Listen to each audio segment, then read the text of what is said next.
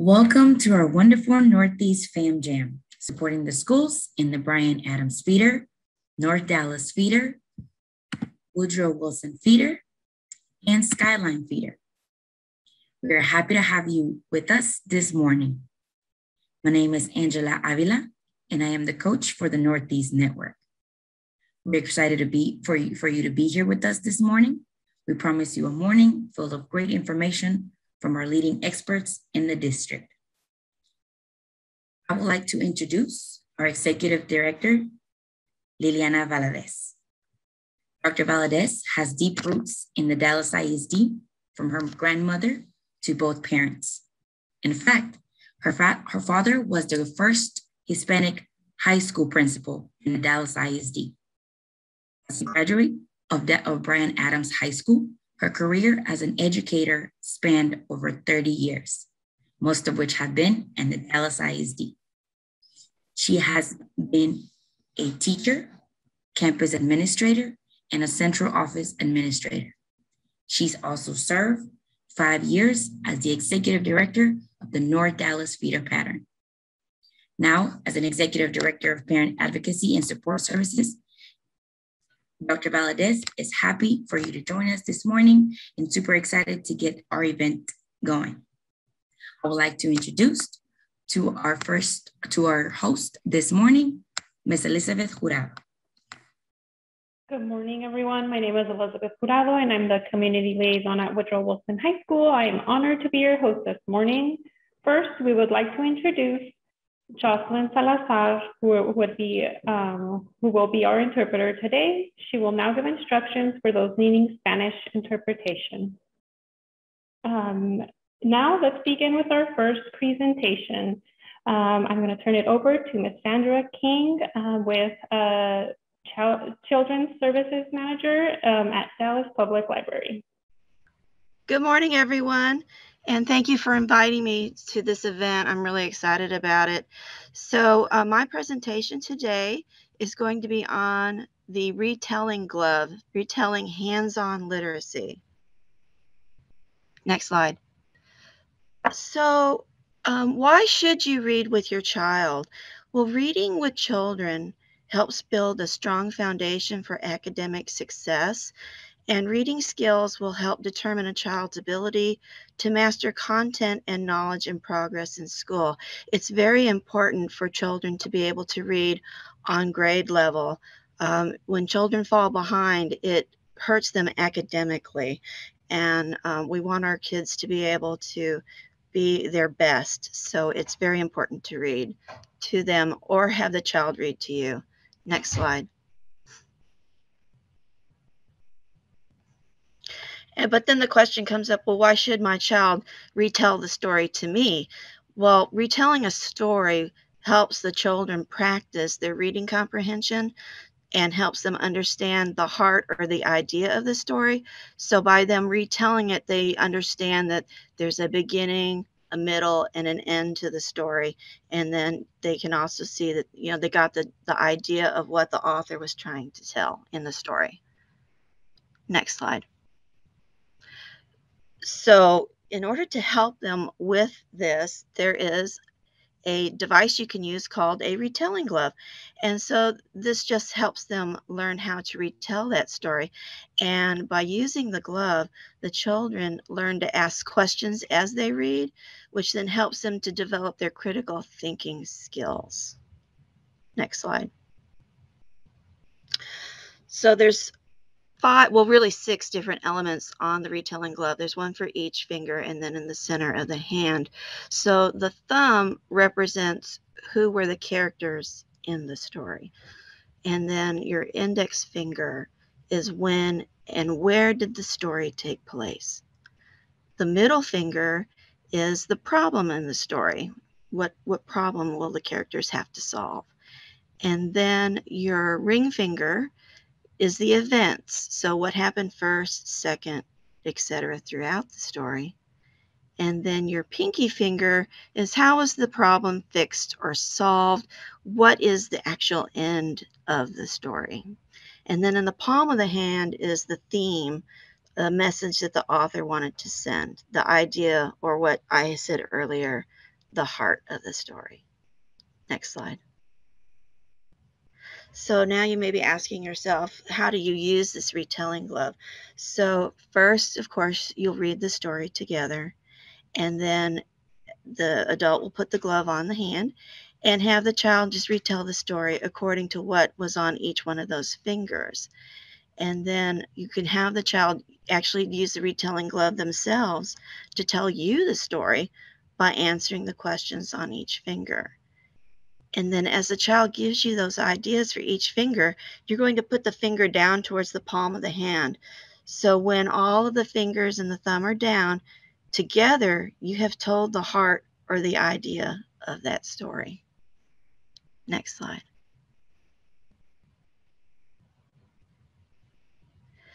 So you're going to do this each time that you read a new story to the child, because this helps increase the child's understanding of the story. And as we all know, children do like to hear stories over and over again. So there shouldn't be a problem with doing that. You want to change up the questions that you use with your retelling glove so that you are focusing on a different part of the story each time that you use the retelling glove. So that way it changes it up, and it won't be, I don't want to say boring, but it'll be new each time that you do this, and it helps them learn different things.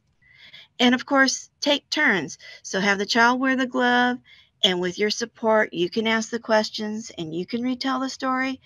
And that's actually a very good way for you to help introduce younger children to the glove and just get them used to that and learning how to use the glove.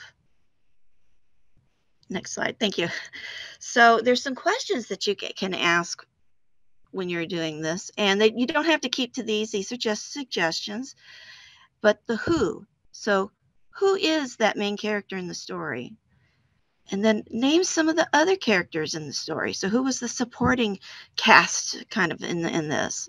And then tell me a little bit more about one of the characters. These are all what we would call open-end questions. It's better to ask open-ended questions rather than yes or no, because with open-end questions, this will help the child think and come up with ideas, and it's better than just saying yes, no, yes, no. Next slide. The where. So where does the story take place? Is it in the mountains? Is it in the city? Is it on the moon? So where did the characters live? Are they in an apartment building? They have a house? Maybe they're living in a tent in the woods. Next question or slide.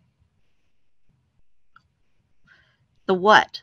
So what was the problem in the story? What were they doing? What were they trying to fix, as I had said earlier? And then what happened in the story? This is, again, the first thing, second thing, third thing, up to the end. Next slide. Events. So here we go with there was a beginning, a middle, and an end to the story. Retell those events in the order. So, for example, like with the 3 little pigs. The first little pig built a house out of straw. The second little pig built his house out of bricks. Not bricks, sticks. And then the third one built it out of bricks. And then, of course, the wolf comes and he tries to blow down each house. What happened first, second, and third? I kind of went through that here with the pig story. And then tell me about a specific event. This is also a great place to ask why questions. So, of course, using my 3 little pigs story, well, the wolf blew down the house, the first house, and then that little pig had to run over to his brother's house and go there and live because the other house was all destroyed. And of course, then that would be the why questions. Well, why do you think the wolf destroyed the house? Because he was trying to get to the little pig. Next slide. And then the ending of the story. So tell me about the end of the story. What happened at the end? Well, the 3 little pigs scared away the wolf and he didn't come back. And were you surprised at the way the story ended? And then you could tell another way that the story could have ended. Maybe instead of scaring the wolf away, the pigs could have invited him in and had lunch. So the wolf wouldn't want to eat the little piggies. Maybe he'd rather eat you know, a cheese sandwich. Next slide. So now the question comes up, well, where do I get a retelling glove? And you don't have to buy anything special like some fancy glove to do this. You can just make your own glove. And really all you're going to need is a plain light colored glove and some permanent markers. And you might have a glove lying around the house. Maybe there was a pair of gloves and one has a hole in it. So now you can use the other glove to actually make one of these retelling gloves. And I'm going to tell you 2 different ways that you can actually design your glove. So the next slide. So this is option 1, and you're going to notice in the picture here that there are pictures actually drawn on the glove rather than words. So on the thumb, we would put the stick figure or a face. The index finger is going to get the tree, the house, or the clock. The middle finger has a question mark, a sad face, or a lock. Your ring finger can have 1, 2, 3 on it, or a ladder. The pinky finger has the happy face, the exclamation point, or a key. And then the palm of the hand is the heart or the light bulb. And I actually got this picture from the Michigan State University of Education. I included the website address here, so if you wanted to go there and look at this and get some more information, you can. And next slide for option 2. So this one actually has the words written on it. So the thumb has the character, the index finger has the setting, the middle finger has a problem, ring finger has events, and then solutions on your pinky finger. And in the palm of the hand, we drew the heart and it says author's message or the idea of the story. And this I got from another website. I've got the address down there. It's Smeekins Education Solutions. And they also had a lot of good ideas on there as well. So next slide. And the most important thing to remember when you are using your retelling glove is just to have fun. And I wouldn't worry if, things don't go exactly how you think they should go. Remember, this is a good time for you to be bonding with your child, show them the enjoyment and just the fun of reading and get them excited about reading and learning. Next slide. So does anybody have any questions over this? This also has my contact information so that if you want to get books or anything from the library, you can, of course, call us or you can go onto our website and request items that way as well. And that's actually a picture of me, although you can't see me all the way. We had to do some selfies with Pete the cat. Ms. King, we don't have any questions in the chat, but I would like to know if you could kind of give examples of some open-ended questions. Okay, so I've got this picture of Pete the cat up here, so I might just go ahead and use that. So an open-ended question I might ask is, well, when Pete the cat was trying on his shoes, which shoe did he put on first? Or